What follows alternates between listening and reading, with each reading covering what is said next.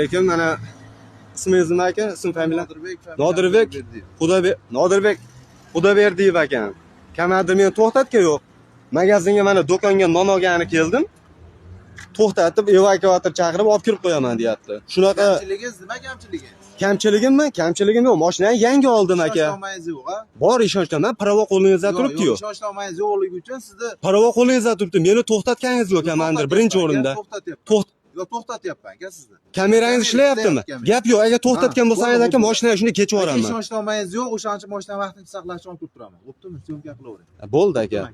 Siz bilan aka sotda gaplashamiz. Bo'ladi aka, jonim. Bo'ldi aka. Muammo yo'q. Xafa bo'lish yo'q aka. Aka, xafa bo'lish yo'q aka. Sizga qo'pollik qilganim yo'q. Bo'ldi. To'xtatdim. Meni to'xtatmay turib, Ishonchnomangiz yo'qligi sababli jarib. akalar to'xtatmay turib, mashinani kelib dokument ko'rishga ruxsatmi? Shunaqa qonun bormi?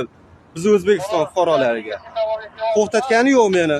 Nonga to'xtadim, kelib turib mashinangizni qo'ylayapti. Xo'p bo'ladi aka. Dokumentingizni to'g'rilang. Dokumentim hamma narsam joyida meni. Mana texpasport pravo berdim.